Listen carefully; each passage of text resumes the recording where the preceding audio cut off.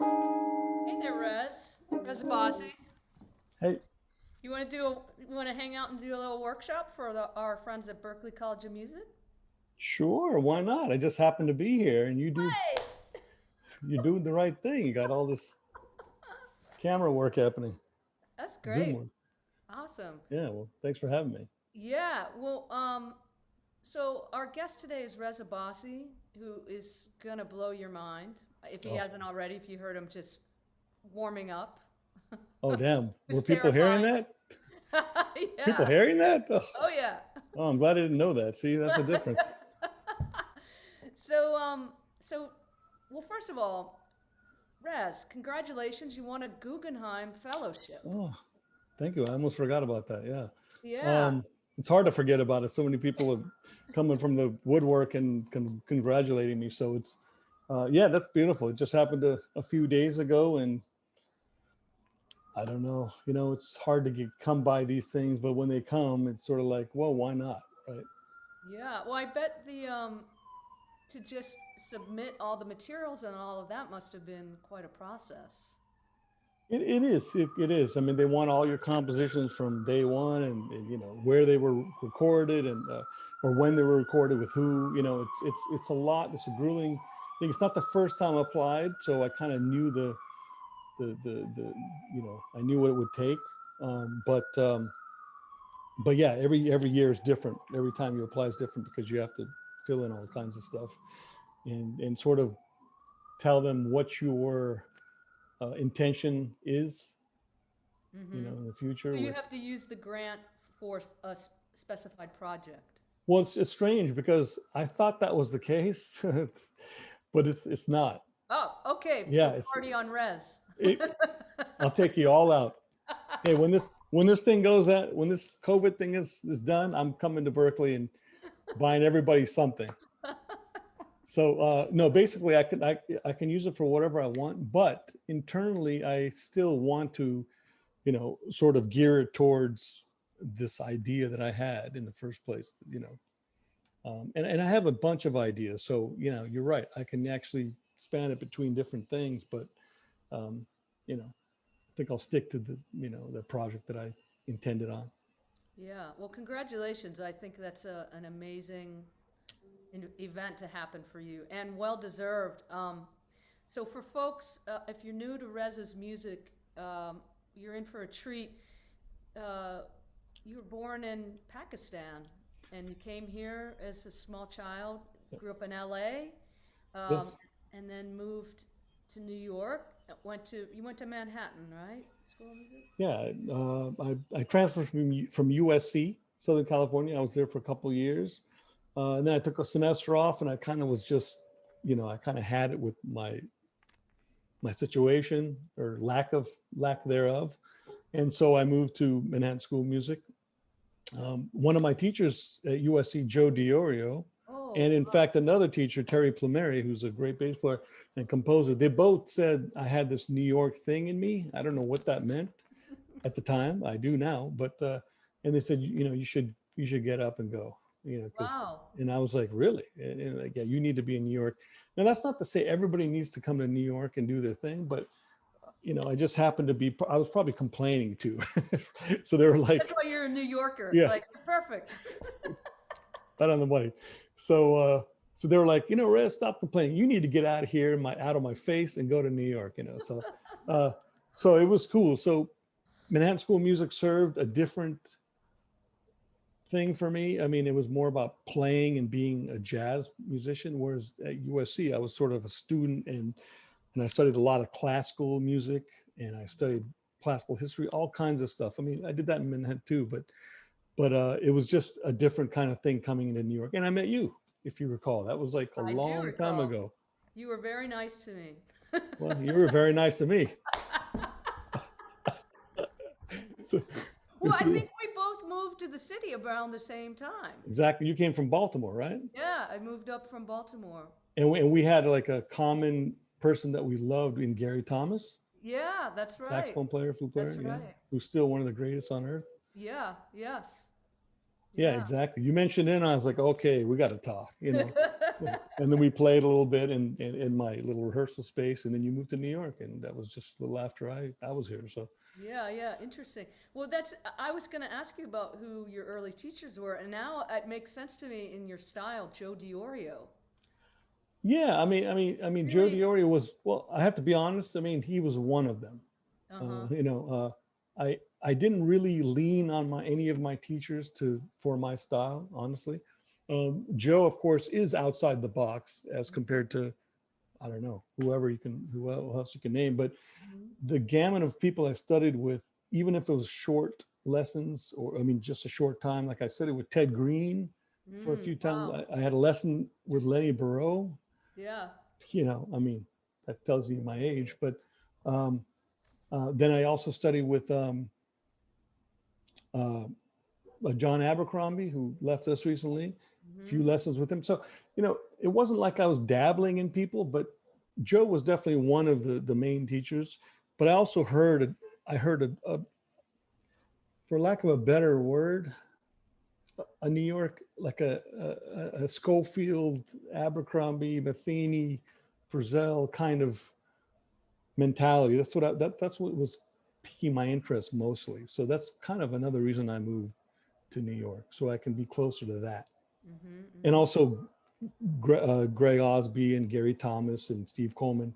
All these things is what I was leaning towards, even at 20 years old. You know. Hmm. Well, what I'm really is intriguing because your music embraces and you've drawn in all your cultural heritage um, from India and Pakistan, but you started out as a rocker, right? And you Of were into course. Rush and Eddie Van. We just had a talk with Ben Cody about Van Halen. So I'm curious too because I understand your parents sang a little bit traditional Indian music. So that's just really interesting to me how you come here and you're an American kid, but you have these influences on you. So how was that? And then how did your parents feel about you getting, your rock guitars and then your jazz guitar? So just a Right, little right. bit about your Yeah, journey putting that I'll stuff together. I'll be very brief. I don't like to talk about myself too much, but Go so ahead, go ahead. yeah, so basically, I was 4 years old when we moved from Pakistan. My dad sang what we know as ghazals, which are a Pakistani Indian style of light classical. They don't like to call it that, but that's what I'll call it.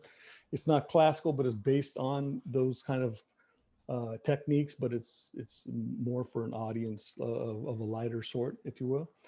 And so I heard that around the house. But see, the thing is, it was Los Angeles. It was Southern California. So I was outside all the time. I was surfing. I was riding motorcycles. I was with pretty much American friends, if you will. And the only culture I kind of got was of my own was coming back home, and I wasn't home that much. So there you go. That's the long and the short of it. But so I grew up listening to Led Zeppelin, Rush. I had a band that played all that stuff. We played it verbatim. I mean, just like, you know, really nailed it. Played at parties. And then when I was 16, a friend of mine who was also a rocker, I met at a gas station. He was pumping gas, and I was pumping gas. And I was like, hey, Lon, what's up? And he's like, oh, nothing much. I'm thinking about going to USC. I'm going to get a degree in jazz and classical music. And that was like a slap in the face. I was like, what? Jazz? What do you mean? I thought you were a rock and roll guy, like me. And so that sort of instigated a bit of competition, believe it or not. Like when you're 16 years old, you're like, oh man, I better get my stuff together, right? Um, and so he had me over, and he played me some Charlie Parker. He played me some Larry Carlton. Just these diverse ideas within the jazz realm. He took me to a concert of Joe Pass and Ella Fitzgerald, and so I was overnight a jazz enthusiast. And basically I quit my rock band right away. Like my mom still is amazed. Like the next day I was practicing. It's like, what happened to rock, and what happened to all your party friends? And I became a nerd, right? Overnight I had a 6-hour schedule, and I was playing classical guitar, and I even wrote it out like, okay, first technique, second scales, it's like my dad was looking at me going, what the, you know, and so this is what happened. And I think this happens to a lot of people, right? They discover this thing and it's sort of, if you will, an awakening to something you didn't know. And uh, so I started playing jazz right after that and just practiced. And then I went to USC. That's sort of, I'm not going to go to college to become a rock star. I'm going to go to college to to either play jazz or classical music, something what they call legitimate music. Although I love rock and roll, that's some of the most legitimate music I know. But it's all legitimate. So, and that's sort of the long and short of it. I mean, that's what happened. That's what got me through, so to speak. But at some point, you came back to your music of your family. Oh yeah, right. That's the missing link. Well, when I was 18, I went to a house concert that my parents took me to down the street, literally down the street, and it was Zakir Hussain, Ustad Zakir Hussain, who's the highest level tabla player there is, sure, down still the living. street. Yeah. Yeah, he plays with Shakti and John McLaughlin, so it was him and Shiv Kumar Sharma, and they were just sitting there playing, and I was like 18 years old, and of course, completely blown away. It was just an eye opener completely. And I had heard some of that music around the house, but not that much. And the fact that they were right there doing it, that was another revelatory time for me, like another thing that just opened the doors to all kinds of things. And then from there, I sort of went backwards and started checking out more and more music. And so you studied tabla briefly. For a year. Getting into that. Because I'm thinking, most straight ahead jazz, we're talking 4/4, 3/4. Maybe we get a little crazy with some 5, right?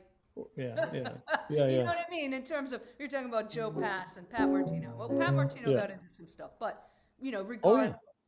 Yeah. And McLaughlin, of course, he got into a bunch of stuff, and there were Yeah. during the fusion time. But you're talking about straight ahead, I hear you. I mean, basically, the stuff just sort of opened. I just was more aware and open to these things, and from there on, I never wanted to sort of be the Indian or the Pakistani. India and Pakistan really were one country. I still see them as one. I know there are differences, but essentially I didn't want to be the guy who was sort of carrying a torch for this whole music, and I'm still not. I just happen to be a jazz musician, who grew up in Los Angeles, who was influenced by a lot of things, and happened to have a traditional element with South Asia, and bringing that into the music was an obvious thing for me. It wasn't even a choice. It was a kind of a necessity in a way too, because I loved it. Why wouldn't you bring it in, right? Why would you? Right. Well, to express all of you, right? Because that's what this music's about anyways, self-expression, Yeah, exactly. Bring your soul.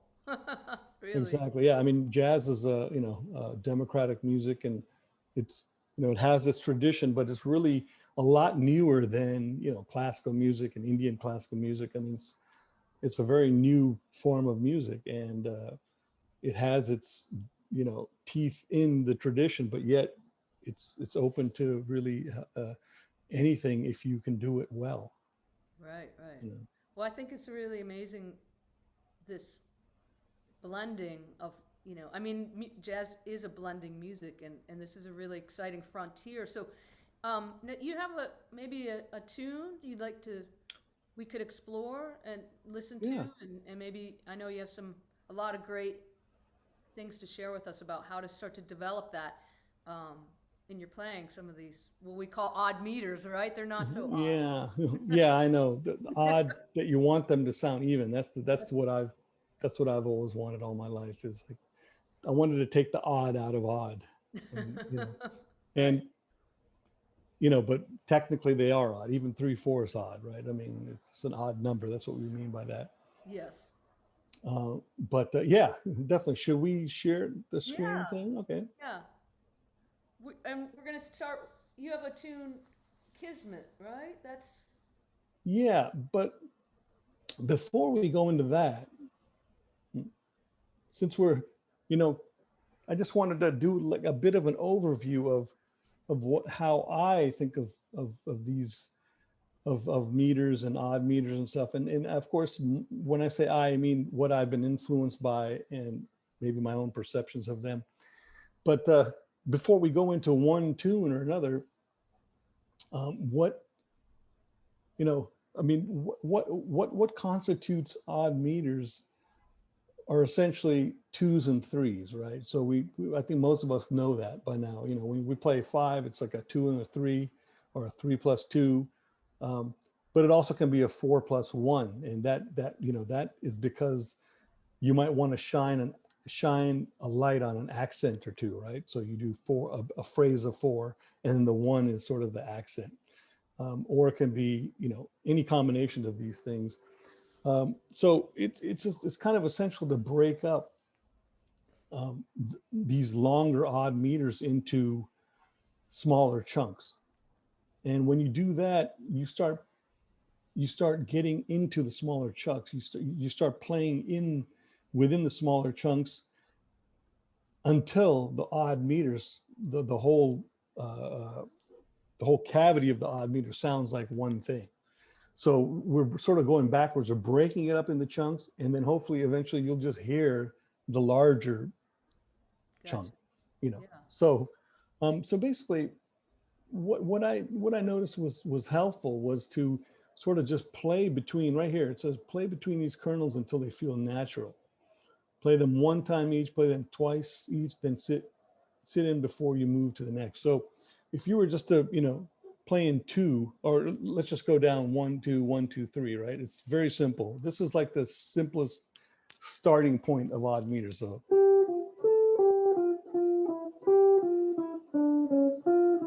right, you're just playing da, da, da, da, 1 2 1 2 3. Now the next step would be to sort of play them twice each and see how that feels.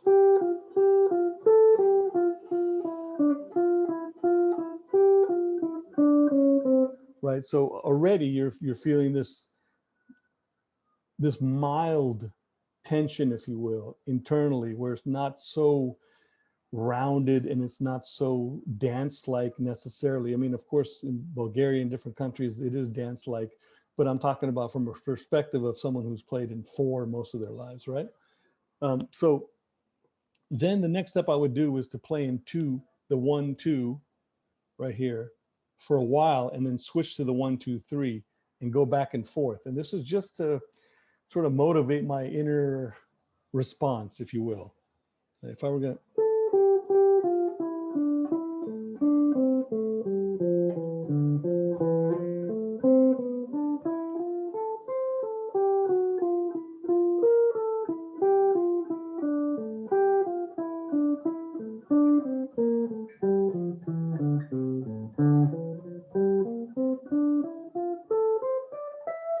so that's just going back and forth between 2 and 3. And as simple as that is, that's kind of the crux of what you really need to master, before you, let's say, move on to 13 and 11 and all these kinds of things, 11 and a half, 11 and 3/4. You really need to be able to sit in the twos and the threes very effortlessly, if you will. Now the next thing is we have this over here: 1 2 3 4 5, 1 2 3 1 2 3. That's just another level of the same thing.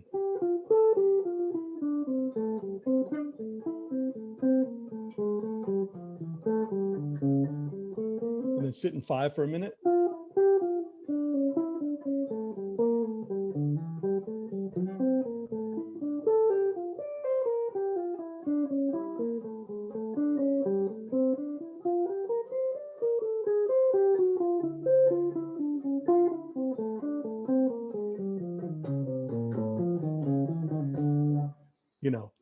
So that I kind of still do that as a warm up, because if I'm playing in bands that have a lot of this stuff, I kind of just want to make sure I can solidify those areas first and just really nail them. And then I'll play double time, uh, you know,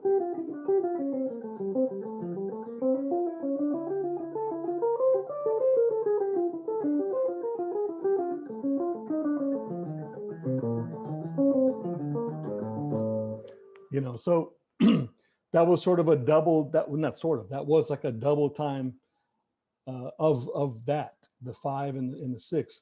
And then maybe triples and I'll do different things just so I really have these things in my head and in my soul, in my gut, if you will, wherever you place these things. So the next treatment I have is basically, I kind of wrote the stuff out, based on my experience. So like, I'll just say, everybody has a different way, probably of different methodology to this stuff. This is just mine, just or excuse me, or whatever I've been influenced by.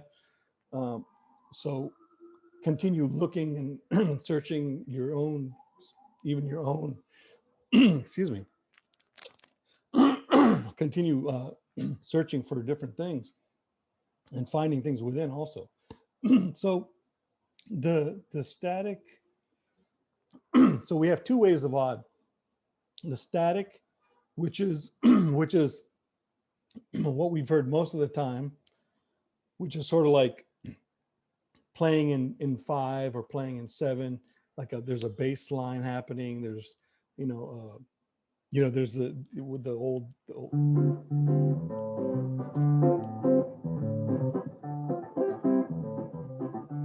that whole thing.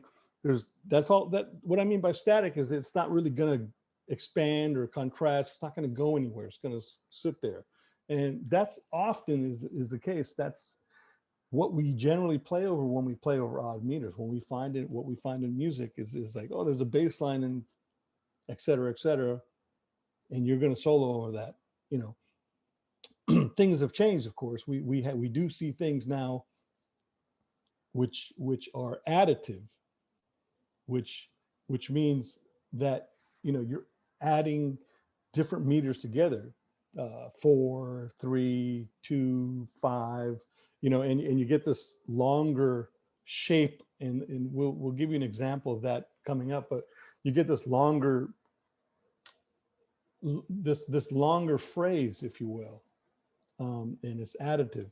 So but before we go on to the additive part, let's talk about the static thing for a minute. And we'll do it in 5 because 5 is very common, as Cheryl said, but it's also very hard to get out of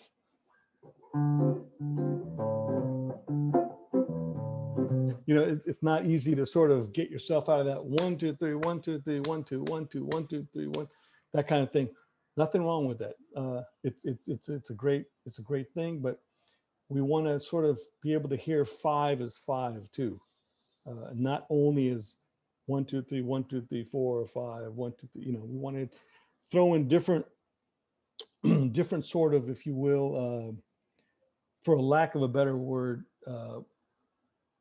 inner guided tools, like having 1 2 3 1 2 3 1 2, like that is one thing. But lately I found in a friend's book of mine, Tim Emmons, he's a bass player. He gave me his book, and the one thing I really got out of it, there's a lot of bass lines in there and stuff, but the one thing that stood out was he divided 5 into 2, 1, and 2. And I thought, oh, geez, I've never done that. I've never divided 2, 1, and 2. And what that does is it gives you 2 on each side, even. Remember I said that I'm trying to make odd feel even? At least for me. I mean, that's the way I feel like it needs to, that's the most natural feeling for me, to make it even. So now I started counting 1 2 1 1 2 1 2 1 1 2. And what that does is it grounds you a little bit more. So now all I have to do is really play in 2. I like.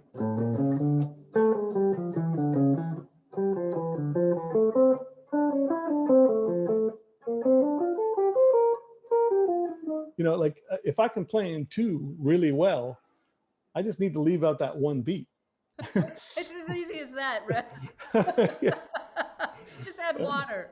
yeah, exactly. Salt, But and water. I was curious about that because, often people talk about that too, is long, short, long, short. So, Absolutely, yeah. right? I mean, that's sort of what you're saying. You get to feel that pulse sensation as that. Right, but yeah, that's true. But check this out. Long, short is definitely a thing you can, use to understand 2s and 3s. 1 2 1 2 3 1 2 1 2. Short, long, short, long, short, long. But when you have a 1 in there, I'm not sure what you would call it. So absolutely, short, long is a great principle, and I use it sometimes. For this case, I mean,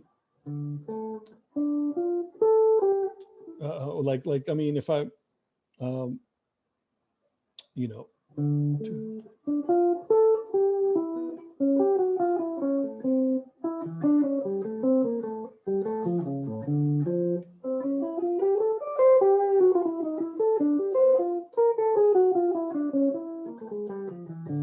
it's sort of like,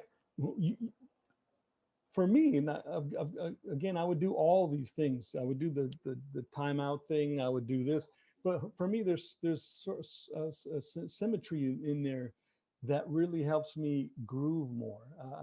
It's. I mean, I'll be the first to admit, odd meters creates a little tension in me when I play. Like I definitely am not a master at you know getting, in the sense of getting past, transcending odd meter. I mean, 5 kicks my butt all the time. It's like, and so that's why I've come up with some other ways to get it so it feels a little bit more comfortable. That's all.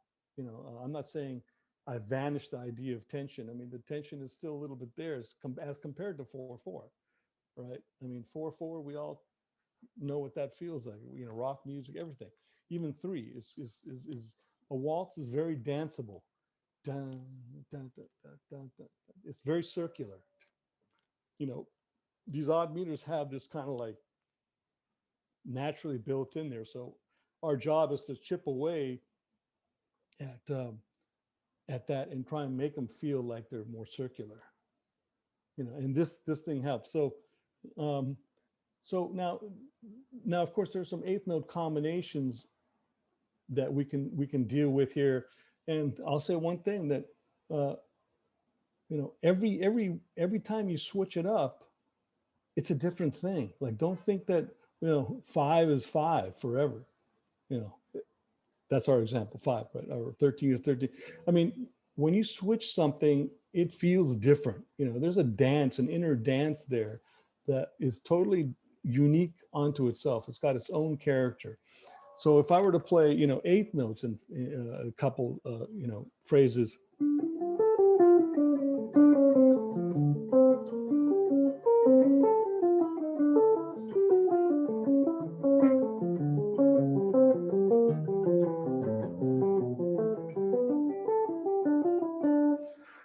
Those are 1 2 3 4 5 1 2 3 4 5 1 2 3 4 5 1 2. That's the phrase I'm hearing. But now if I were to do 2 and 3,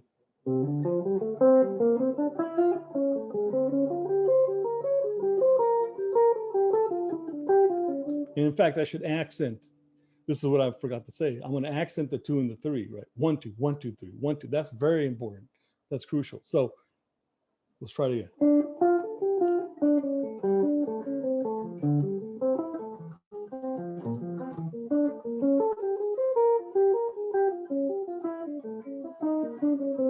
Now, still in 5, but it's a different feeling inside me. Now, if I go to 3 and 2,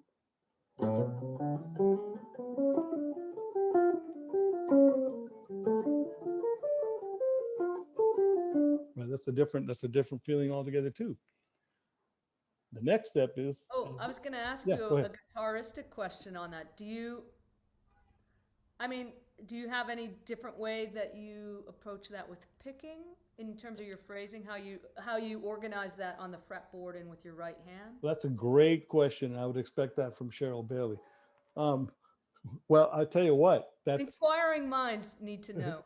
yeah, no, That's a great question because that's another added bonus to doing these things, what we're looking at right now, because we're used to playing our phrases the way they are, and usually in 4 or 3.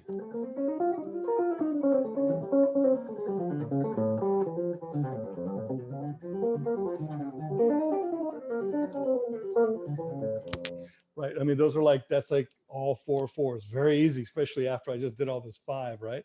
It becomes like with no effort.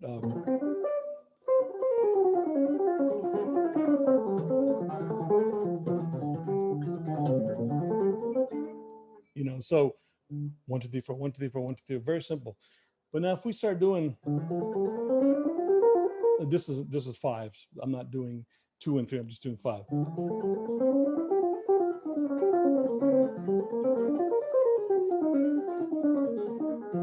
I just did a 6 in there.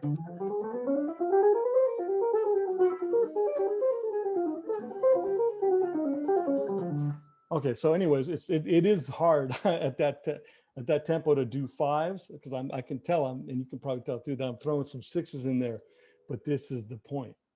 At one point I did have, in fact, just a couple of days ago I had it.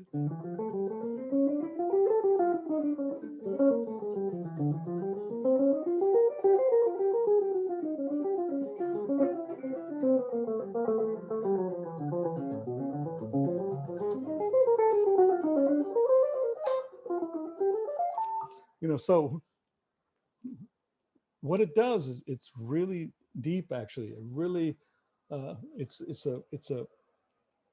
really busts your right hand, and just like you said, am I switching my technique for it? Absolutely not.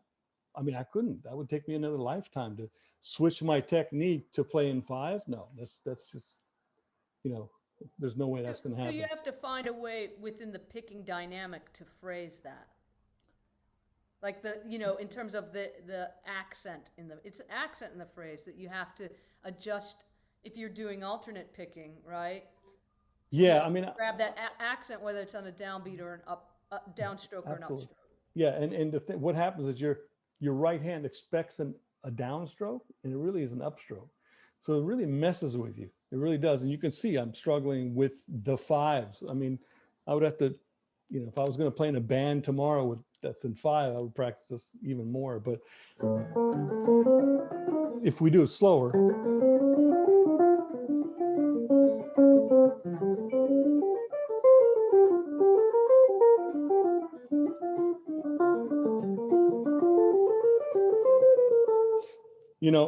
Now that's pretty much alternative picking, but I would also, I mean, I don't like picking every note. That's not my style, like I like to, glide and slip and slide with the pull-offs and stuff, but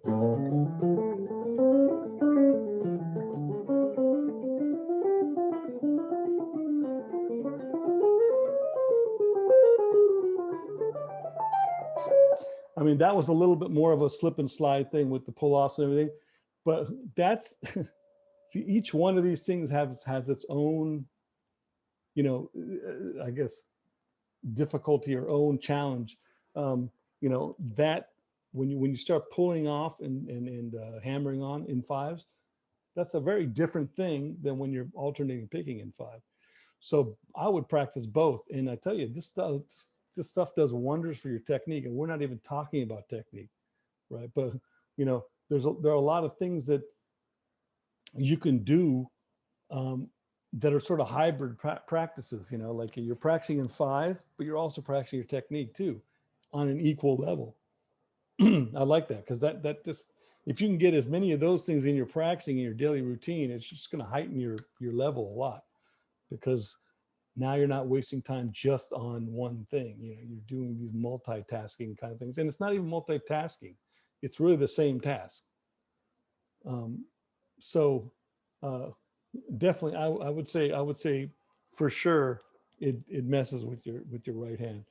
And now the next step is the doing it with space. Now that's a little easier on the right hand, But yet again, it's a different dance. It really feels different than playing 2 and 3, 3 and 2. It's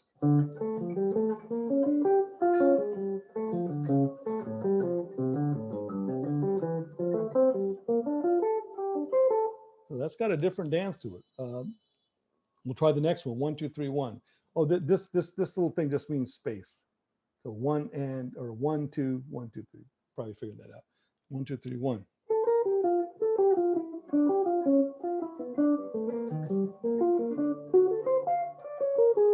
You know, that's another one. The next one is this is interesting. 1 1 2 1 2 3. 1 2 3 4 5. Oh God, what am I doing? 1 2.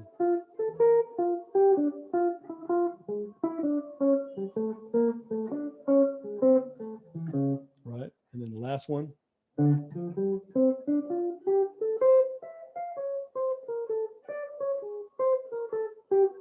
It's almost got a that's got a different thing altogether. I don't even know how to describe these, but they all have different sort of swings, if you will, if you can swing them.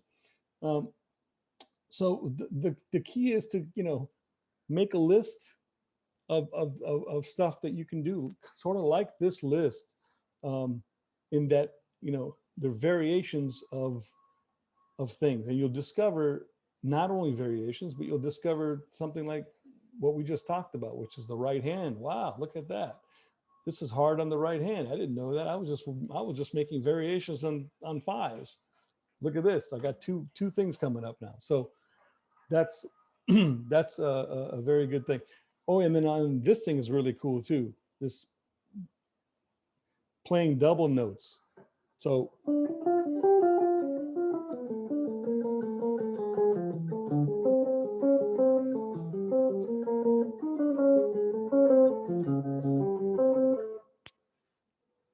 that's very interesting. Yeah, that's a good right hand uh, workout too, right? I like the way you did it.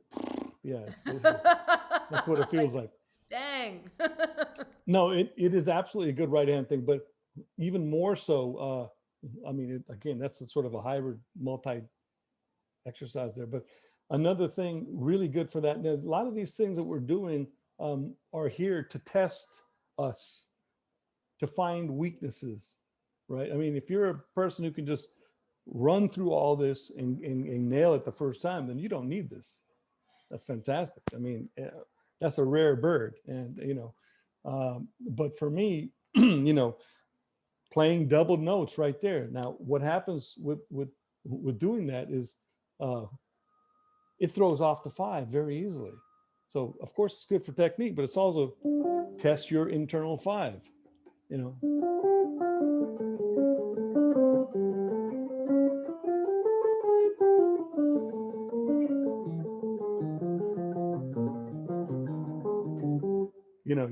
You're really trying to confuse yourself. And if you can pass that test, then it's a lot more likely that when you find yourself in a band situation or whatever situation, that you're going to do okay in these odd meters. Yeah. What's this last one? Play fives over a visual six. Okay. Well, that's yeah, that is something. Also, what happens is when we play fives, we sometimes get turned around, because five is, we have the guitar. It's a very visual thing, right? So often is the case. Okay. So the chords I did it on when I was practicing this. So let's just say an A triad with a C sharp in the bass. Make a little progression. C minor sixth, G would be in the bass, just down like that. Now, if we were going to play this arpeggiated, visually from the bottom up, from the bass up, it looks like it's in sixes. What?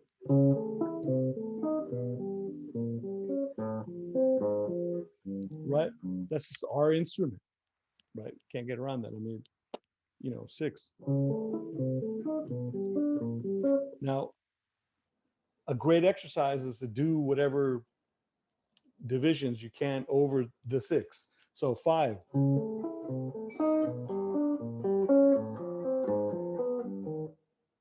And I tried to accent the downbeat of every 5. Now, of course, I practice this. That's why I can put. When I first came up with it, I was like, I was like, oh, I'd lost the 5 in a second, right? Because I'm hearing 1, 2, 3, 4, 5, 6, 1, 2, 3, 4, 5. Now I'm hearing 1, 2, 3, 4, 5, 1, 2, 3, 4, 5, 1, 2, 3, 4, 5, 1, 2, 4, 5. Right? And so, yeah, so when you're blowing in 5, you got to be prepared for everything. You may not know that you're going to do something like that. Come on, we don't know what we're going to play. I mean, our brain, I mean, our thought process is a little later than what actually comes up in our brain. That's a neuroscience thing, but we won't get into that. But so we don't know that we're going to go in 5. We might do that shape, and it's going to throw us off if we can't, if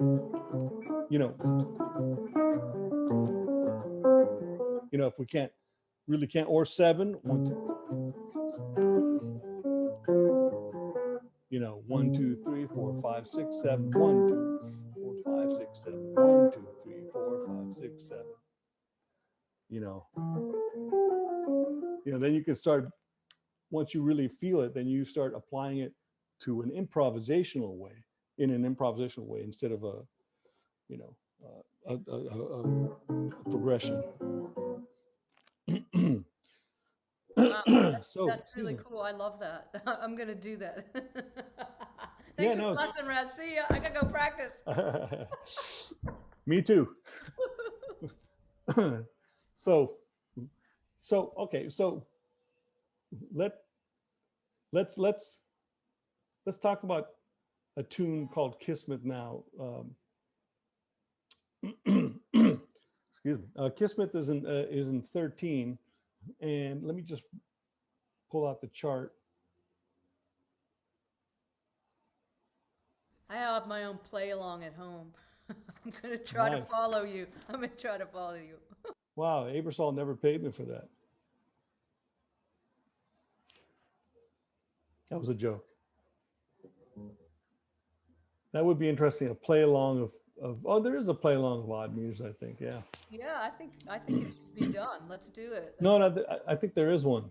Yeah. I haven't seen it though, but it's not. I don't know if it's like this, but okay. So if you can see this, this is something I wrote quite a while ago, 2001. Oh my God. So this is in 13/8.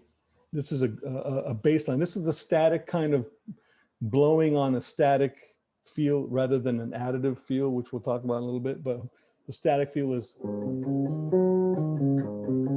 So that's the beginning phrase. Let me see if I can annotate. Oh, where was the annotate thing again? Damn, I have it, but I mean. Oh, it's up at the top of the screen. Oh, draw. Okay, yeah, I got it. Yeah.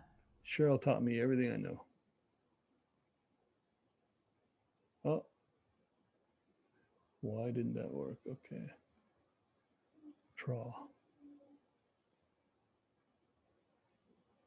There we go. Okay, so, oops, anyway. Sometimes you have to just start all over. I know when you make those circles, you got to kind of aim for the big thing.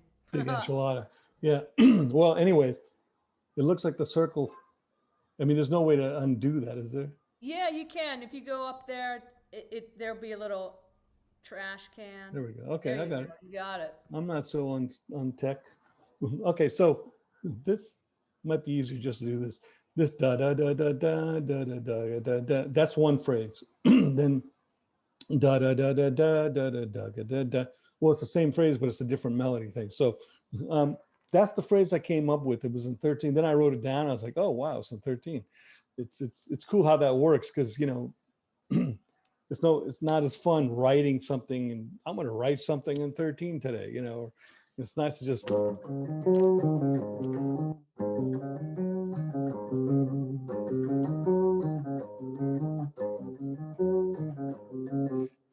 So that's sort of a static thing, and we played the melody and all that. I'll let you hear a little bit of that later, but just to let you know, there's sort of two paradigms of to blow over something like this. Let me see if I okay, I have my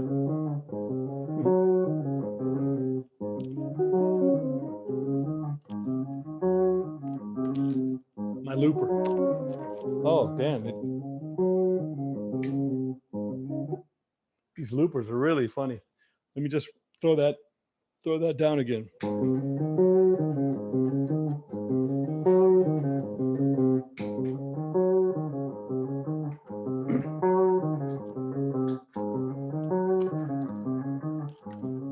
So basically this is the groove that we blew over, and so there's two ways of doing this. Basically,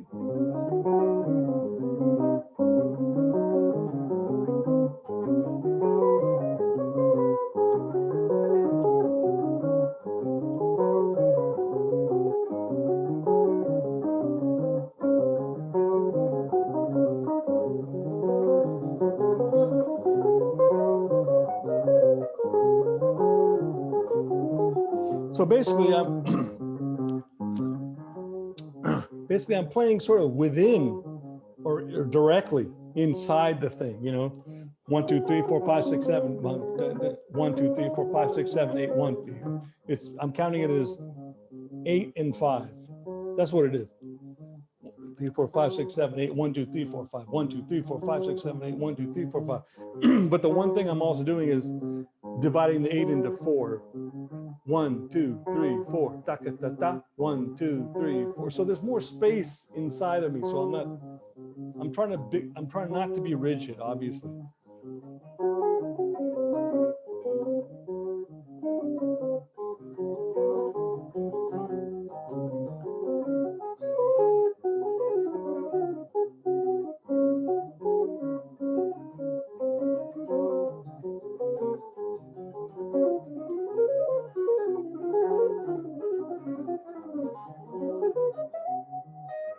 So that's sort of like in the pocket as much. Now I'm going to try and do the other thing, which is the sort of the other paradigm I think of is letting go of the bass line, not trying to play in 13. This is something people don't talk about because, you know, sorry. This is something people don't talk about because, you know, when we're trying to play in odd meters, you know, we're really trying to play in them, right? I mean, but it's, I think it's essential also, you know, in order to not sound stiff. For me, it's essential to, you know, let the odd meter go and let the band, let's say this is the band, and let them sort of help you support, you know, the letting go process, you know. So you know, if there's a band kicking in, doing all that stuff, you can rely on that. Well, why not, right? I mean, you've already done your homework. You can play over this stuff, but you don't want to go there and start you know, we hear so much music like that. That's so, you know, so excuse me. Now I'm going to try and play a little bit around it. And let's call it free. Play a little bit more free around it. Sorry.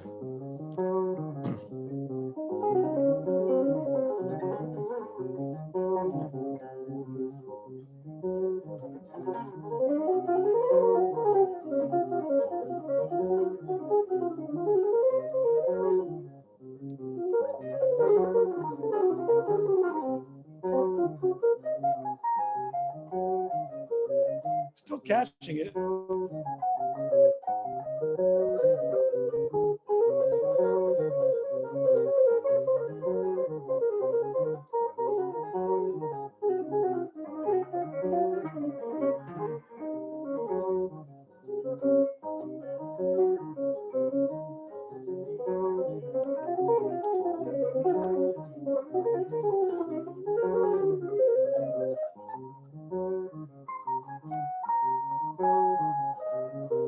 Using longer, wider notes.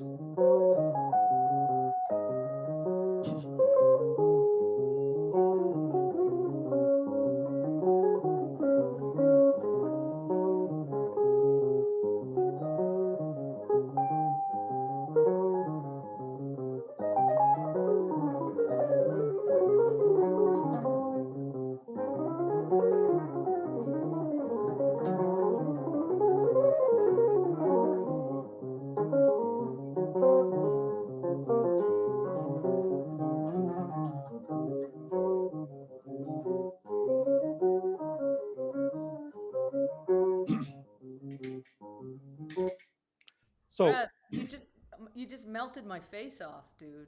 oh, wow. I'm seeing if my face is there too now.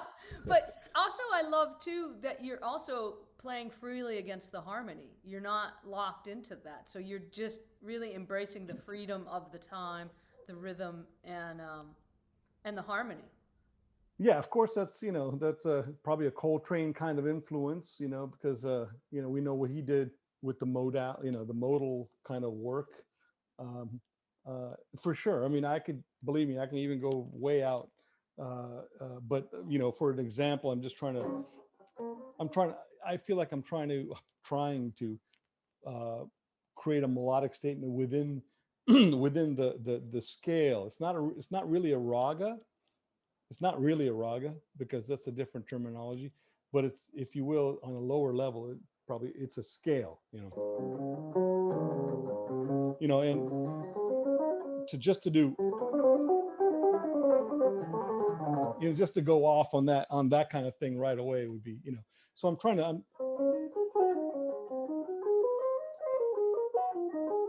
I mean, the weird thing is it's really not that simple to actually stick to the few notes that you have, and try and create a melodic passage there. So that's equally, if not maybe even more difficult than playing out, because, like this passage, I mean, that's a very Indian kind of thing, but you have, that's got such a vibe to it, right? The second you start playing a note outside of that vibe, um, it's got to be so organic or something. It can't be a thought. It can't be, it can't be like, okay, I'm going to start playing out. You can get there, but it's,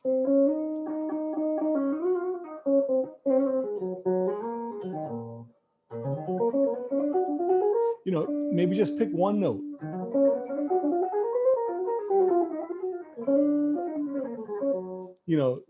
But to start playing way out. So that's the way. I don't know why I went into that, but. Well, I asked, so thank you. Yeah, no, that's all good. No, I appreciate that. So I'm just gonna let you hear a quick little, we're not gonna go into it heavy, but I just want you to hear the real deal. Gary Versace is on organ, which Cheryl plays with, who Cheryl plays with. Ridiculously amazing. Dan Weiss is on drums, another ridiculous amazing player.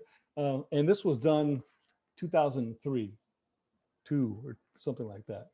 And yeah, I just wanted to let you hear. Dan does some Indian solfege, if you will. They're called bowls. It's like a tabla sound. It's kind of cool. I just want you to hear a little bit of this. Ready?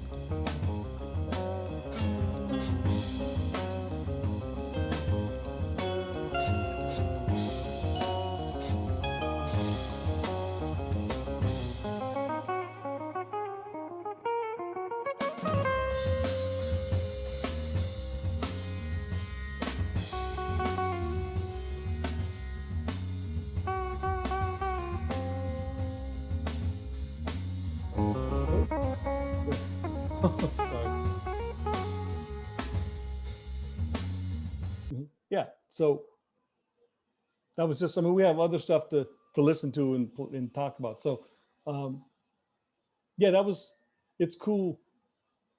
It really works as a band thing, it's as a trio thing. As an organ trio, I felt really like that was, having Dan do all that and having the bass, just Gary on the lower end of the register, it doesn't get in your face as much like when I'm playing it, you know. It's sort of like a mystery that happens after the beginning. So that's one way to, you know, how we use these you know, odd meters is sort of the static kind of thing. It kind of hangs there, and then you as a soloist, you know, can get around it whichever way you want. You can do like what I said, play in it, which I do later on. I play in it and then I play around it. And to me, that's where, you know, as a jazz musician, that's the freedom lies. You know, there's nothing wrong with counting on your band members to sort of help you out. You know, we feel like we're always like this when we play odd meters. Well, let's just be like this a little bit more. Yeah. So another. Yeah. Did you have another tune Oh yeah, that you were I've got gonna? all these. You go where you want. And you know, we're gonna have some questions. Someone had a question here. Yeah, go. You tell me because I'm not paying attention.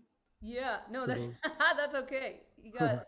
But the question is, isn't the feeling of 2 + 1 + 2 just feeling the same as 3 + 2? That one break as the rest of, okay, this is how it's written. That one break as the rest of that segment of 3. Yeah, no, that's a very good question. And yes and no, because it definitely does feel like 3, but the emphasis is not there as a 3.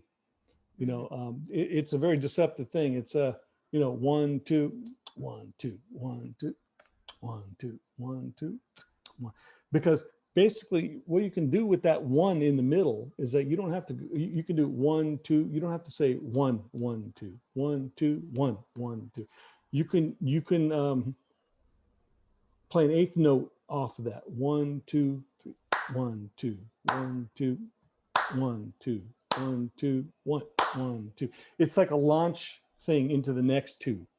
And so it's really the way you're thinking about it. Yeah, it is a 3, but it could be a 3 if you want on either side, right?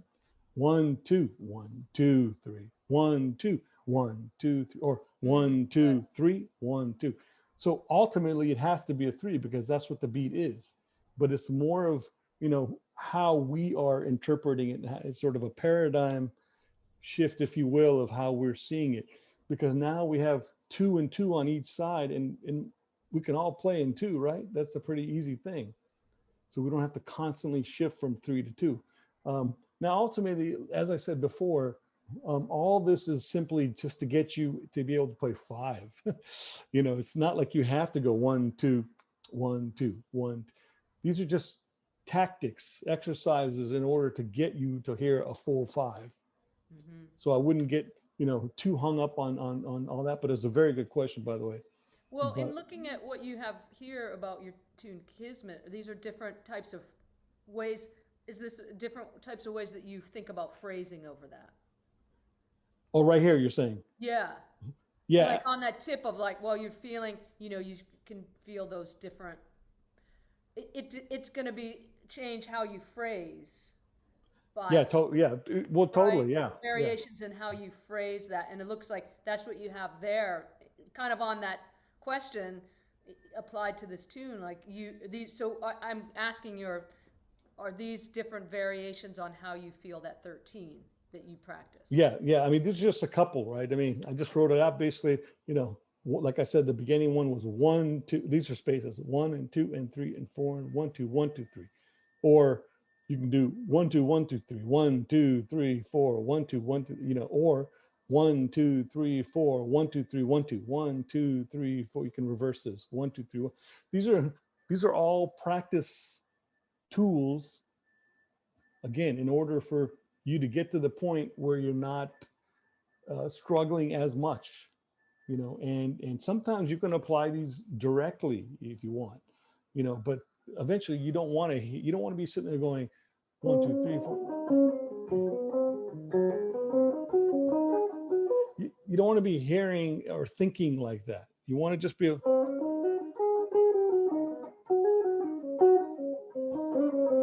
you want to be able to have that internalized, so you're not really thinking about it. These are just simple exercises for now. So it's sort of like, this is the to intellectualize it, but you're doing that so that eventually you circumvent that and just go, right? Like, Yeah, you pretty gotta, much. because it's good to see it on the grid like that, to really see what is it.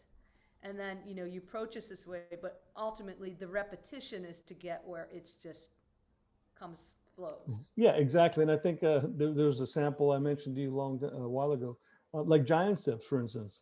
You know, I mean, in order to get to this level on giant steps, you have to start from this level.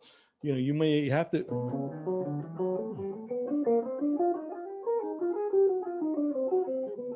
You know, you may have to go into a very directness.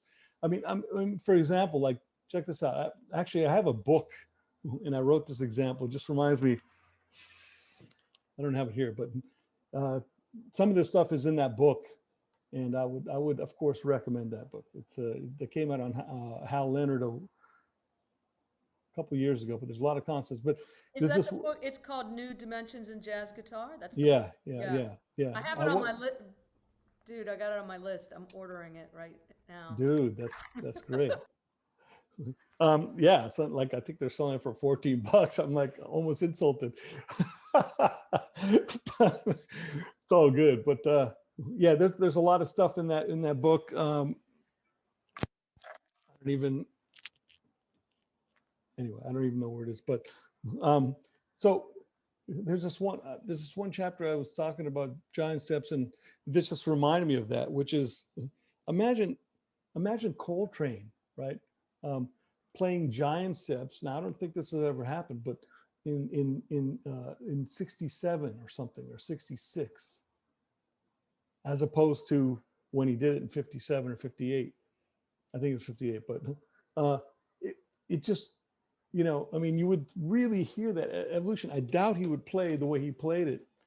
I mean, of course not, right? He was so much more free. So in a way, I'm kind of talking, you know, if that's maybe, I don't know if that's a decent example, but in a way I'm saying, like, you know, we need to get to the foundation of things and the tools and the direct outline, just like, and that was new at the time, but it definitely is not new now, right?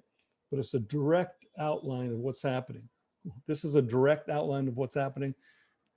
A few years down the road, hopefully you won't have to go tuck tuck tuck tuck tuck tuck tuck. You know, you can count on that, but also you can get away with it, get away from it. That's essentially why we're doing it.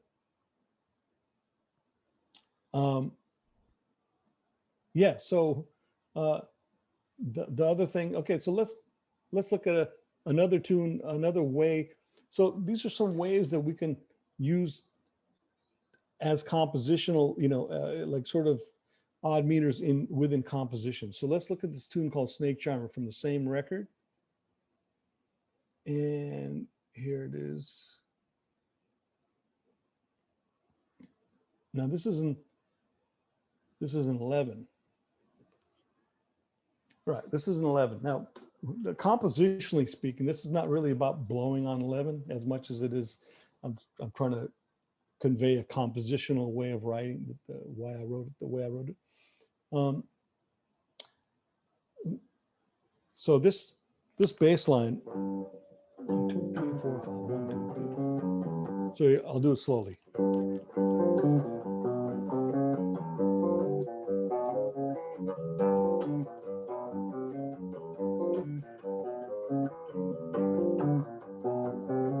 So it's 1, 2, 3, 4, 5, 1, 2, 3, 4, 5, 6. So you can count it as 1, 2, 3, 4, 5, 1, 2, 3. 1, 2, 3, 4, 5, 1, 2, 3. And the tempo is more.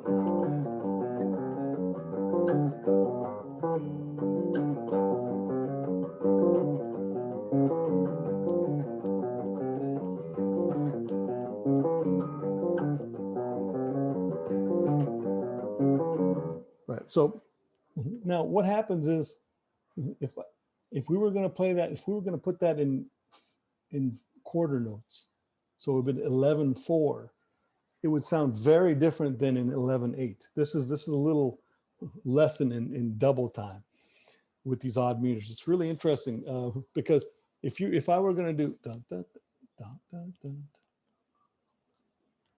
so if the quarter note was dun, dun, dun, dun, dun, dun, let's all clap on our knees or something right now, okay? And I want you to feel what's going to go on. So you don't even have to know it's 11. Just clap quarter notes, okay? Ready? I'm going to count 4 and then we're on. 1, 2, 3, 4.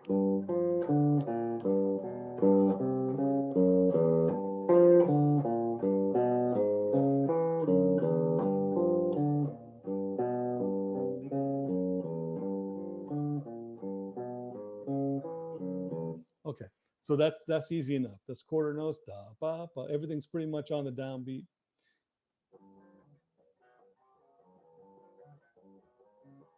So now we're going to stick to that quarter note, and now I'm going to double this phrase up. And what's going to happen is the second time you hear the phrase, it's going to be on an upbeat, and it's on you to keep the quarter note. You know, so the second half of the phrase is going to be on the upbeat, and in between those, the accents are all going to be all over the place, downbeats, upbeats, and this is the cool thing about taking an odd meter thing and double timing it on the groove. So this is the original 1, 2, right? I'm going to count 4 beats and I'm going to go into double. 1, 2, 3, 4.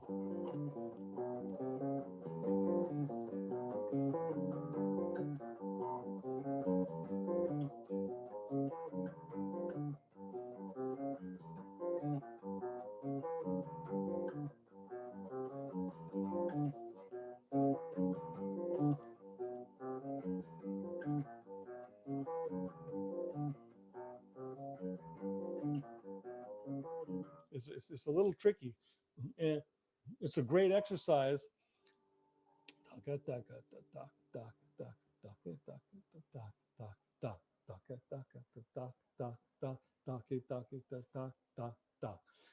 It flips around, and to be able to play that,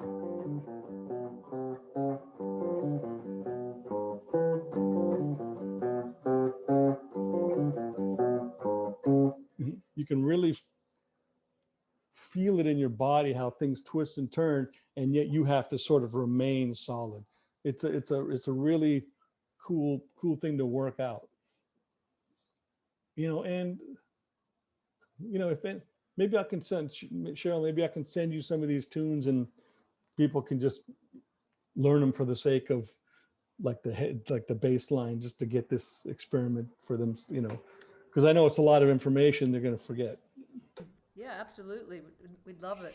I think that's really cool because it really tests your confidence in your pulse, right? Because you don't, Oh, you know, you have to trust that when it's on the up in the air, that you're going to land, you know, you're going to hit that landing point. I think it's a really amazing study to yeah, work on that confidence in your time and your pulse. yeah. I mean, we see that, you know, even outside of odd meter, right? I mean, just in jazz, of course, but you know, when you have this, it's when you're actually playing it too.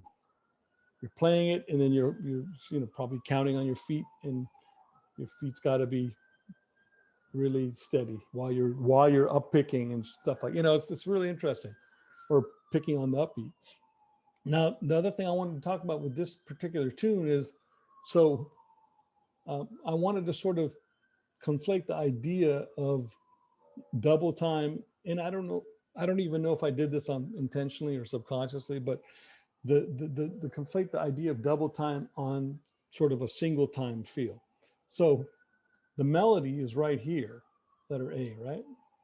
So if you notice, I'm doing this in 11/8, and I'm doing this in 11/4. Now, what that does, it becomes interesting, because one thing is the 11/8 is sort of pushing all the accents on us, while the 6/4 to 5/4 part, the melody, sounds like this. It's much more in line with just 4/4.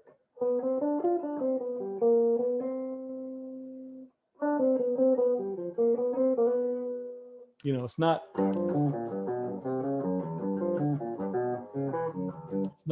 like dancing like a crazy man, you know, or crazy woman, but it's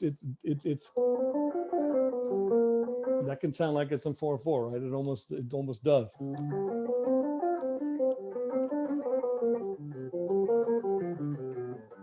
You know, it almost sounds like it's in just in 4. So that's the beauty of it. Now I'm gonna play the melody. Old tune. I'm gonna play the melody while I throw this bass line down, and then I'll let you hear a quick version of some of it with the drums. Now the reason why we won't go there right away is because the organ bass is so low on this recording. It's in a low timbre. It's not grainy. You through the computers, you won't hear the bass line with the melody that well. So I'm going to just do it here for you.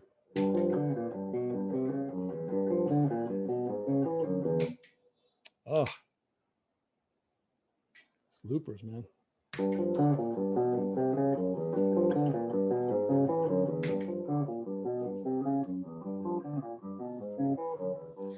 Okay, play the melody.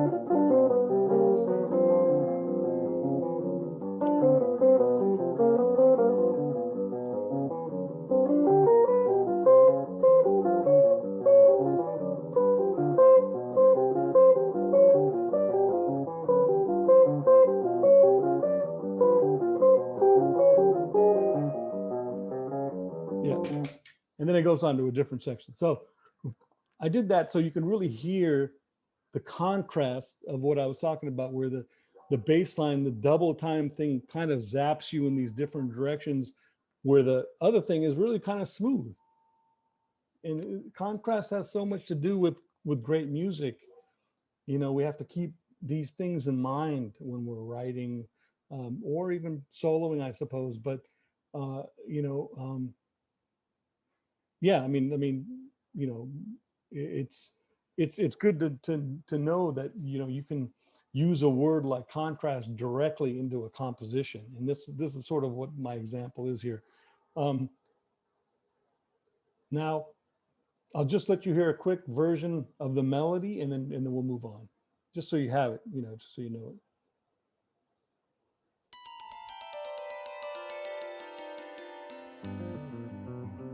Faster.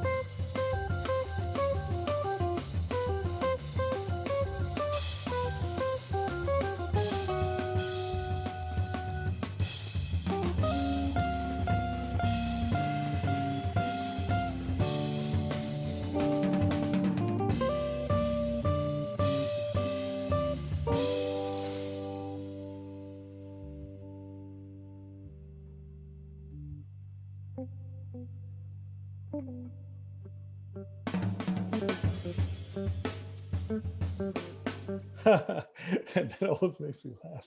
Sorry. Yeah. Yeah. So that middle section, don't be fooled. Dan Weiss is a master at sort of these odd timing things, and he can make anything, just like the last tune, Kiss Me. He can make anything sound like a backbeat, like a 4/4 groove, and yet that whole thing that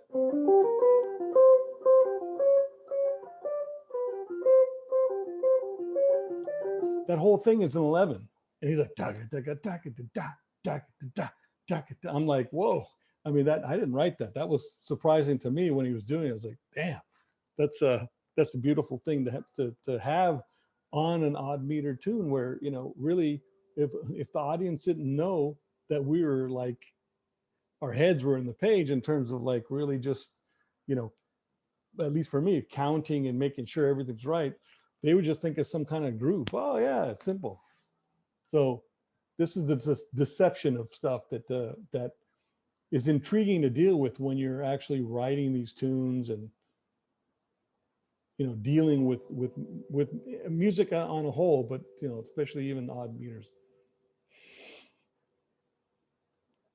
Yeah, Are there? Rez, what's so incredible about that is the way you all are playing as a group. I mean, your own individual study and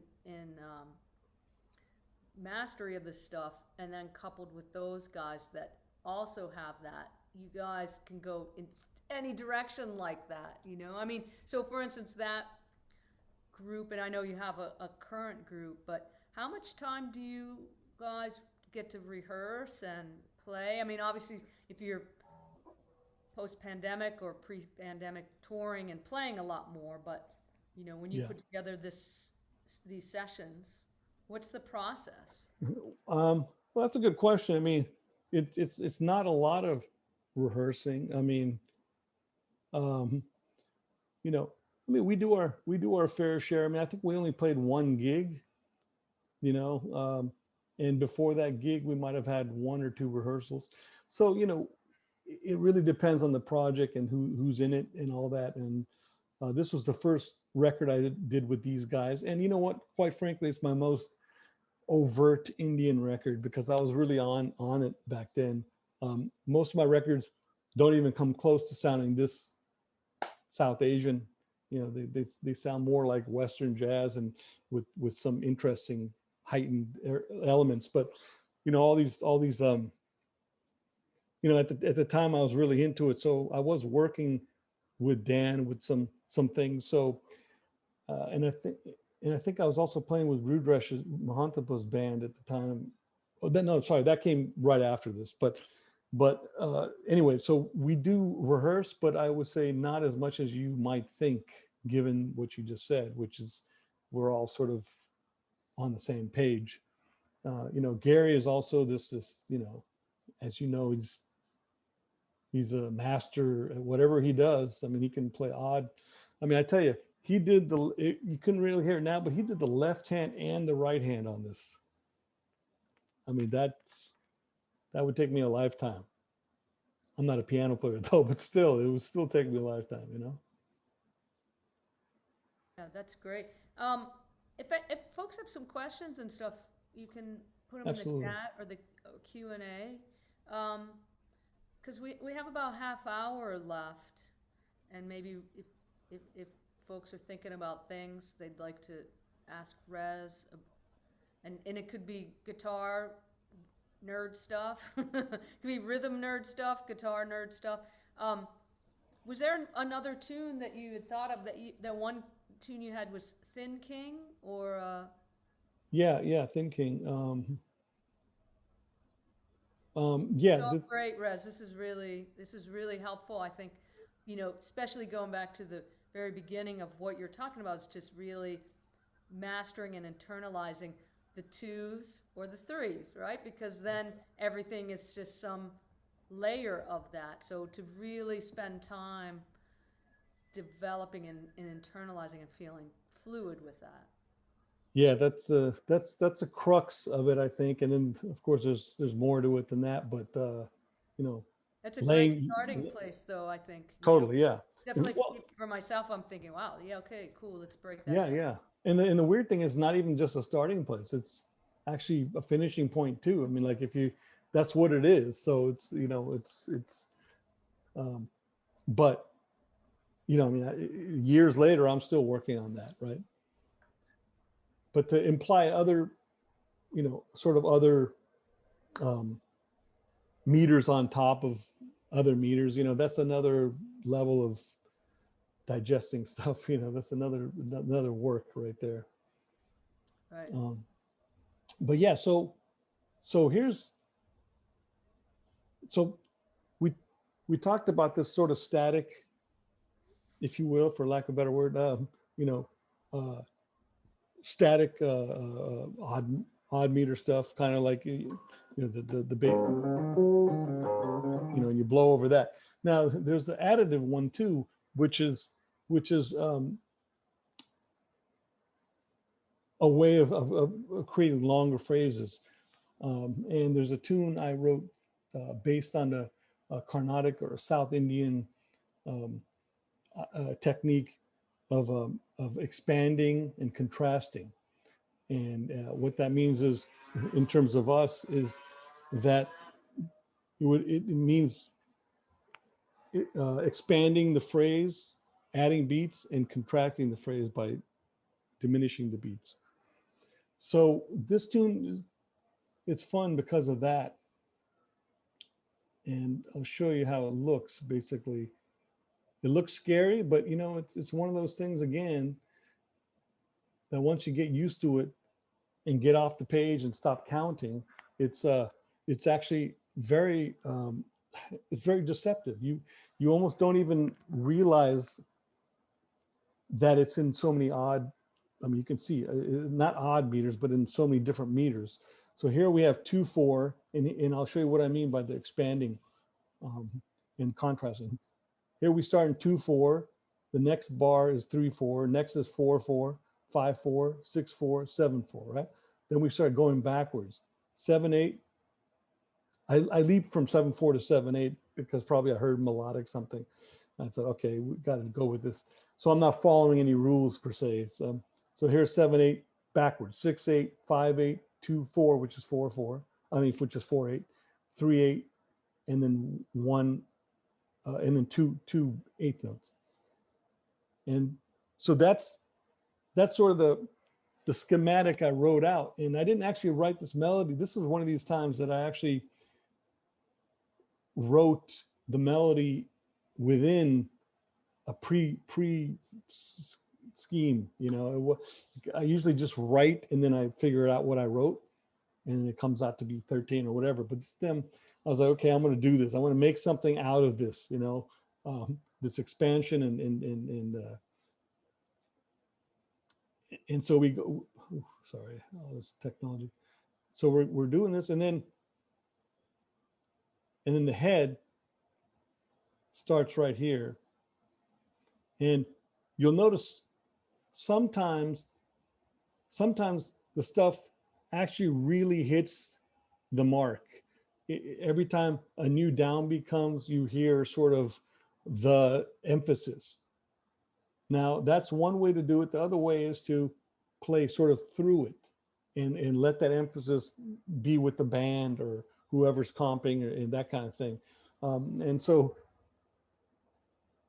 sometimes like right here really starts emphasizing the 7/8, 6/8, the 5/8, the 4/8, 3/8, 2/8. And this little one note thing is kind of funny. It's just one note because that's that last note. And then when we blow, the solos, this was interesting. The solos are taking that same scheme, 2/4, 3/4, 4/4, 5/4, 6/4, 7/4, and that's all we blow on. It's actually, I think it's actually a bass line I put up there. Oh no, actually it's in here. I took it from here, and that's what we're going to blow on. So it sounds like it's a cool bass line.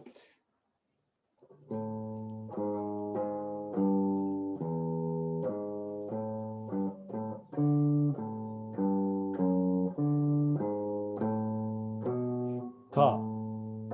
So you see that 1, 2, 3, 1, 2, 1 and 2 and 3, right? 1, 2, 1 and 2 and 3. 1, 2, 3, 4, 1, 2, 3, 4, 5, like.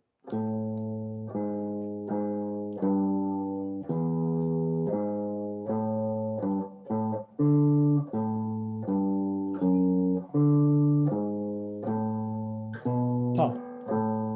And so we're blowing over that. Now, one thing we did, I'm going to play the whole cut because we're doing short solos. We're trading. One thing we decided to do in the studio was to let Dan Weiss, the drummer, mark the time and the tempo.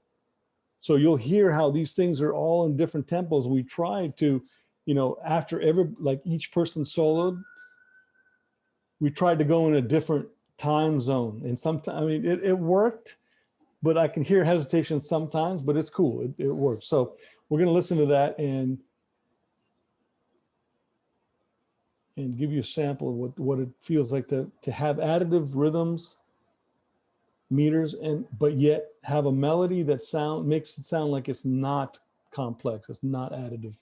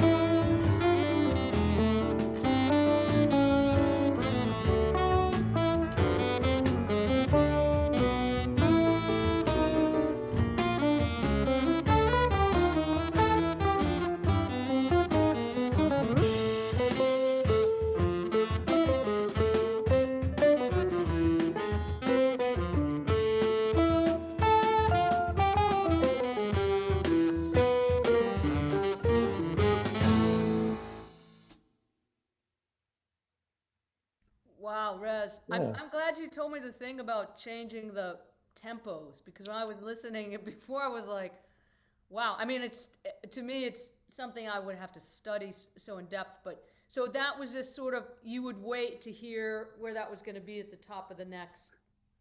Yeah, you can. Yeah, I mean, it's tricky. I mean, it doesn't work all the time because we're all trying to get in the, onto the downbeat, because that if you don't get on the downbeat, then you're sort of, trying to find the next beat. But so you can hear sometimes Dan is very obvious. Do do do Dan.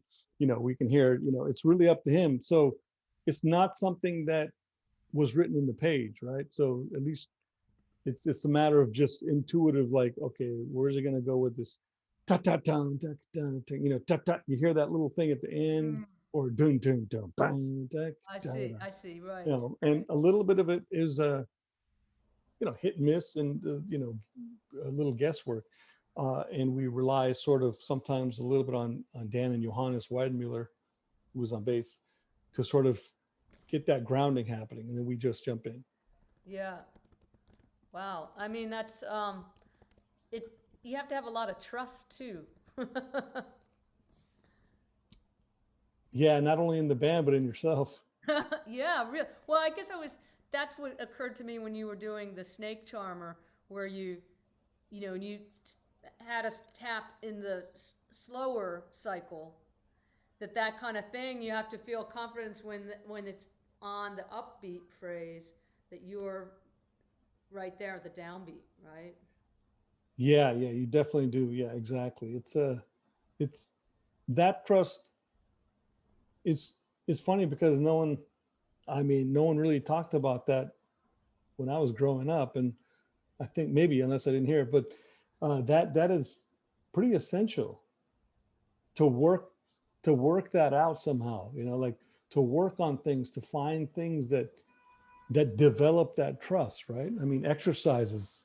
Mm-hmm. So when you're playing in the real world, that stuff doesn't come up. You don't want to not trust yourself when you're playing in the real world. Mm-hmm. I mean, some of that happens anyways, regardless how much you resolve at home. But if we can dampen that down a little bit, it just helps the whole band actually. Mm-hmm. Yeah, so you've got to be so confident in your own pulse. Now, earlier you had something with the metronome. Do you work with the metronome a lot? Do you believe in that, or are you a no? Some people are like no metronome, but I have a feeling you might have some Yeah, that's ways interesting. that you like to work with the metronome to develop that trust. Yeah, I mean, I think it's it's probably essential to do both with and without the metronome. Hmm. But the metronome, the good thing about it, it calls you out, right? I mean, it doesn't allow you to lie to yourself. I mean, it keeps you objective, and I think that's very essential. I mean, I have people who, former students or whatever, that uh, their time is just not that good, and yet they hear from someone that you're not supposed to play with a metronome. And I'm like, yeah, but you're not quite there yet. You know, like, I mean, okay, I understand the principle of not playing with the metronome. You don't want to rely on something. You know, at the same time, if I'm listening to you and your time is all over the place, then you need a damn metronome. You know, I mean, internal time is one thing, but if it's fake, if it's not good internal time, that's probably not what we're going for here. So it's essential to sort of juxtapose both of those ideas and really, you know, play tricks with yourself as much as you can. Like, you know, go halfway, you know, get a metronome. And you know, this is a very interesting trick. Like, you know, there are metronomes with you can cut the tapping off, right? So you just do like the second beat, and then and play slow in a slow tempo, and just do the second beat. All right, there you go. There's your metronome. So it's not, you're not relying on the metronome, but it's showing you where the reality of the beat is. That's you know, that's probably a good middle ground. You know, now there's another thing happening. You know, Wayne Krantz. Yes. Yeah, we had Wayne here. Actually, last semester he came and we did an ear training topic with Wayne. But of course, Wayne is like he's like a Mack great. truck his time, right? Like Yeah, well, coming there's, at you, and you better get out of the way if you're not ready. I'm just looking up the metronome that I just wrote him a while ago saying what a brilliant idea this was. He has a humanome. It's called humanome. Humanome, okay. Yeah, and it's a really great metronome. It's not a real, like, it's not a regular metronome, but it speeds up and slows down the time. Wow. Yeah, so it messes with your time, your relationship with the time. So you're not Wow. relying on your sort of inner time. You're blowing. You know, you're blowing, and we all blow, and we all like that feeling. And then suddenly, suddenly you're like, oh wow, I'm way ahead of the beat.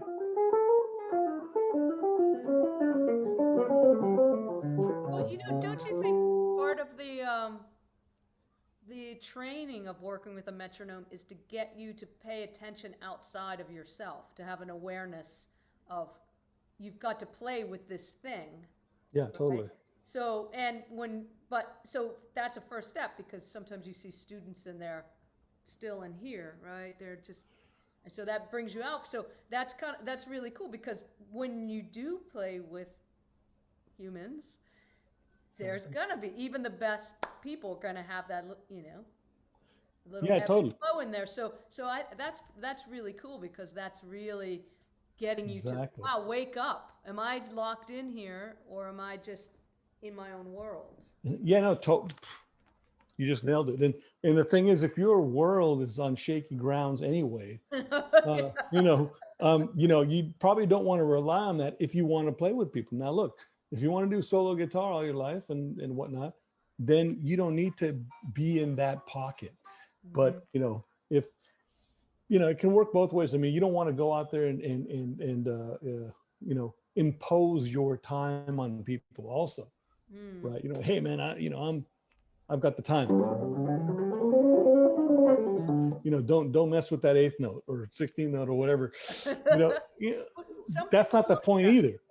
Yeah. That's not the point either. You know, the point is to, you know, have the ammunition that you can go either way, to have that foundation that, you know, look, if just by, you know, like I used to play with someone who slowed down all the time, right?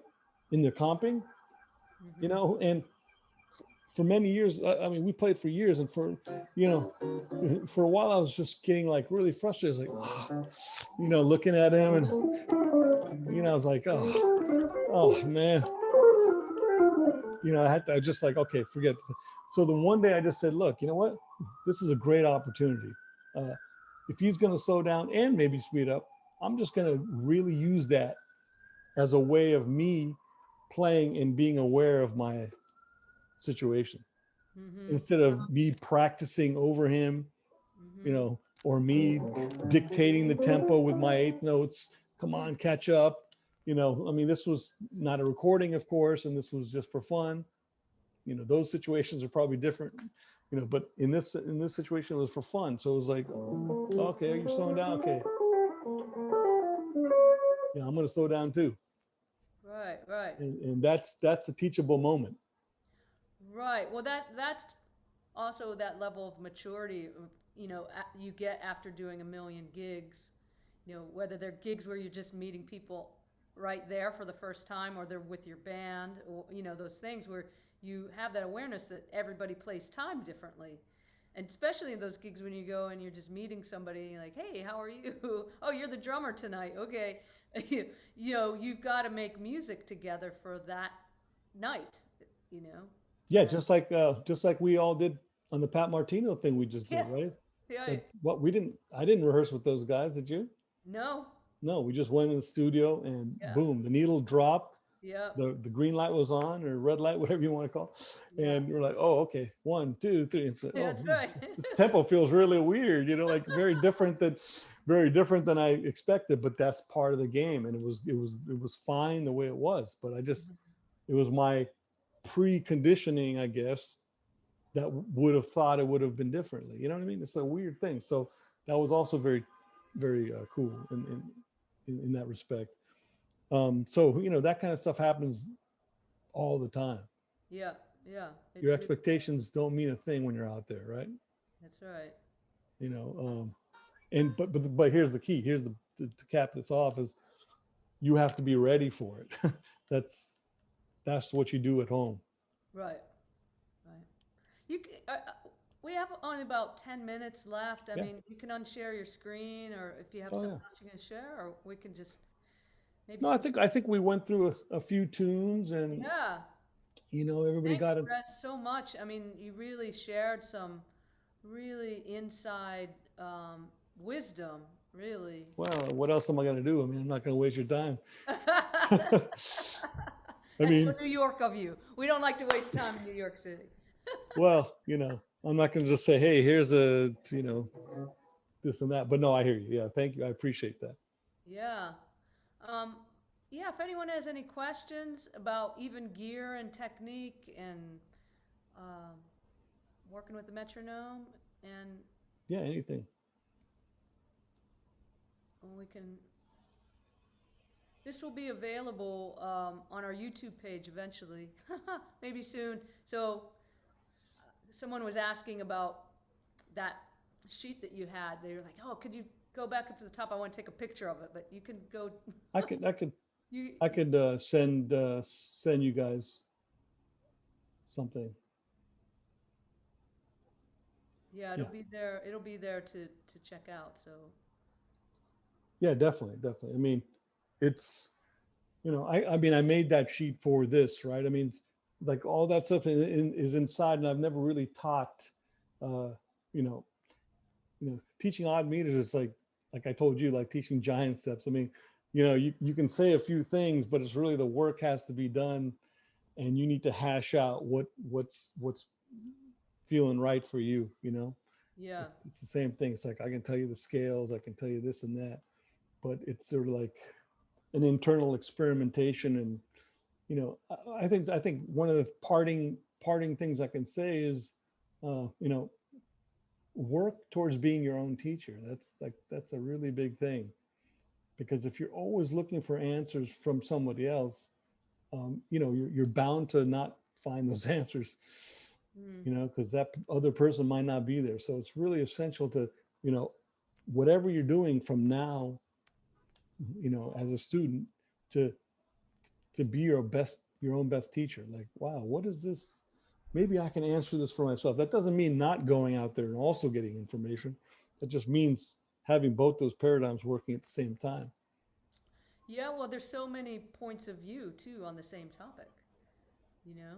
I mean, I often think about that. In my harmony class, or someone will say, "Hey, is that the right way?" But I always think of it as a big diamond, right? And there's a center. But you could look through here, you could climb up to the top of it and look down, or you could look from it's going to get to that middle. And I think it's a matter of, you can ask a lot of people and stuff will eventually lead to that center.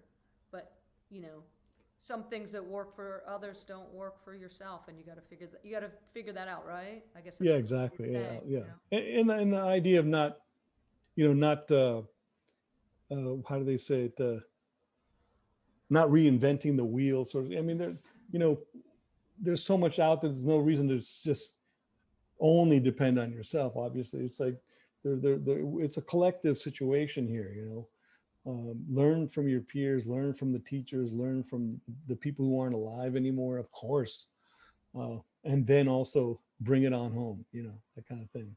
Right, right. Well, that's definitely what you've done. I mean, you've been involved in the whole scope of the guitar, right? From, and that you don't cut any of that off. I mean, I hear in your playing that fluidity that you develop through playing, Van Halen stuff and rock stuff, and that informs who you are today. And then, of course, all the straight ahead jazz and all the incredible people you've heard and studied with. Yeah, yeah, and listening to people who I admire, who sort of carry that flow, in their playing. Um, I mean, it's a natural thing. It's funny. We all have this natural inclination to go towards what comes naturally. It's not like I've decided I want to listen to this person or that person. It's just going to happen. Mm-hmm. So in a way, trust the process. I guess I don't want to be too philosophical, but that is part of me is to be philosophical, and I think trusting your process is, and if you feel like changing it, well, that's part of the process also. Mm. Yeah. It's not coming from outside. That is all inside. Yeah, that's great advice. That's really good. So, maybe let folks know about some of your recordings, where they can find them at your website, and you have the new Django shift. We shared a lot of video from that. Oh, yeah. The Django Shift was a fun project. I never thought I would get so into Django's music, but I sure did. It was he's got a lot of compositions that I didn't know about, and sort of recast those. But well, the website is Rez Tone, like guitar tone, but Rez Tone, REZTONE.com, and there's a lot of a number of videos on there. There's a film score that I did a couple of years ago that you can't find on YouTube, although it's on YouTube. It's unpublished. It's like I'm not allowed to publish it because of all that stuff. But it's a film score that I did of this 1929 black and white Indian film that the New York Guitar Festival commissioned, and that's a cool thing. So that's on my website only, for instance. So and there are a couple of videos. There's the Django video, the new one, and whatnot. So and also Bandcamp. It's up there if you want to check out some of my records are on Bandcamp. I'm putting more up there too. Yeah, great. Yeah, and remind everybody, buy direct from the artist. Cut out the middleman. Yeah. Go to Bandcamp. Yeah, I mean Bandcamp is about as close as you're going to get to that. Yeah, cool. So. And also your book, New Dimensions in Jazz Guitar. It's yeah. Mel Bay. Yeah, that is on Hal Leonard. Okay. And it is a very interesting book. I must say it's not a big book. It has like very compact ideas that you can work, concepts that you can work for years, and I'm still working on them. So I would definitely recommend checking that out, or buy one copy, share it for all I care. But you probably do that anyway. Buy your own, please. Well, for $15, you might as well have your own copy. But yeah, that's a good book. I just had to write it. It's one of those things that I never thought I'd write a book, and then it's like, man, there's just this information that I've never seen written anywhere else. Some of it, yes, of course, it crosses over, but some of it's about like my Indian experiences and how I brought that to compose things like Snake Charmer and how I use it in my playing, basically. Great. And so that's why I had to write it. So there it is. Awesome, man. Well, good to see you, and thank you so much for sharing really some really deep concepts and really practical ways to approach it. I mean, I learned a lot myself, and we're getting lots of thank you notes here in the chat. Thank you guys. Great. And yeah, well, now you're part of the guitar department. Welcome to the. Yeah. You're part of our family now, so. No, that's great. Well, and I'm glad you've been there for a while. How long now? 5 A years? year and a half. Oh, that's it. Oh, I mean, as assistant chair, right. Yeah, I've been hanging out around here a long time, 20 years. That's right. Yeah, that's the right thing. I got my cane in the corner when I step up. Oh. No, hey, they're glad to have you. Believe me, I'm sure. You know, they So, should be happy. cool. Well, everybody, thank you for coming. Thank you, Ian and Ben, for helping out, and we'll see you next time. Yes. Great to see you guys.